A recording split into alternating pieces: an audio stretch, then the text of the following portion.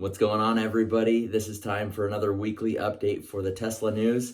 This is for the week of, I almost said September, November 17th to November 23rd. Just a few things to recap. Mostly the week was centered around the Cybertruck unveil, which I'm sure you've heard about at this point, and then just a few other little things.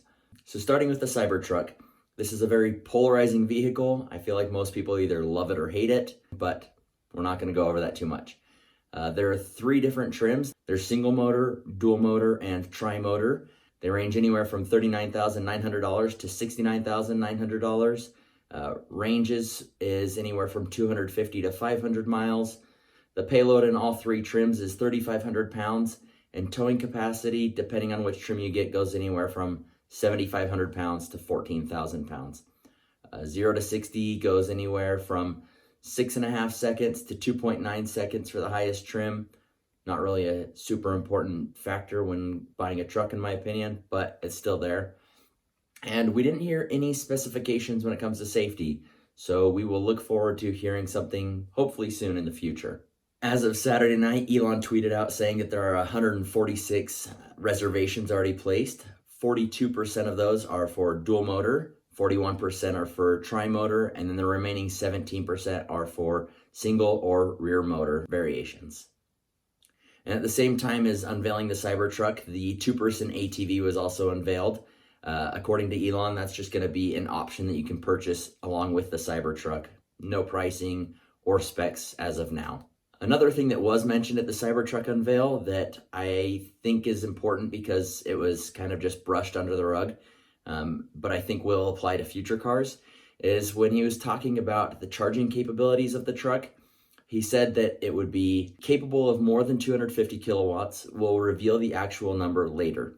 I find this interesting because version 3 superchargers just came out, and they're honestly just now starting to build them. With a lot of the superchargers that are being built, it's not even half of them that are version 3 yet. Most of them are still version 2.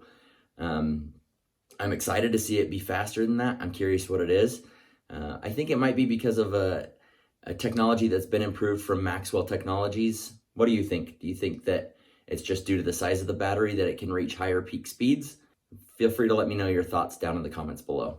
And speaking of large batteries, the Hornsdale Battery that's in South Australia, you may have heard about this or remember it being reported on a little over a year ago.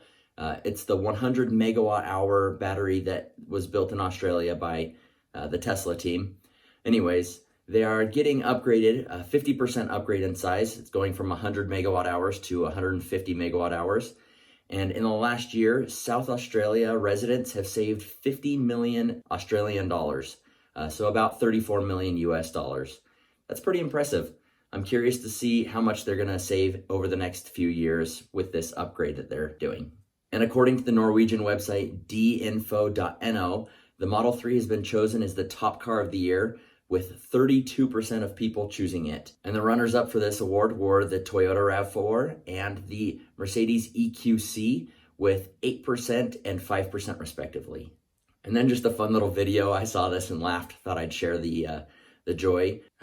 We have this video of this guy dancing in a Model 3 camera on the side. And then this week there was a supercharger location that had a fire. A lot of news companies were reporting it as being the supercharger itself.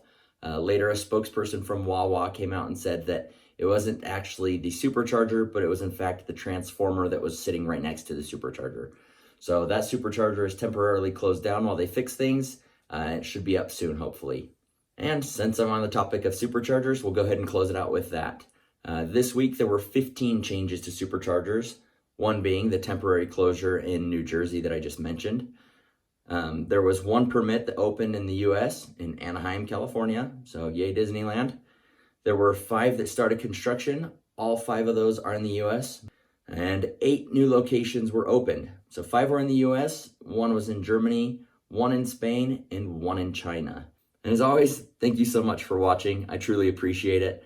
I just want to do a special shout out to my 50 subscribers. I know that that doesn't mean much to some people, but it means a lot to me. And I truly appreciate it, and I just wanted to share that appreciation with you.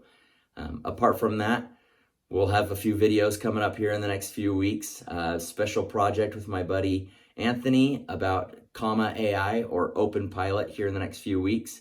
And I may or may not have placed a reservation for the Cybertruck. So again, thank you for watching, and we'll see you in the next one.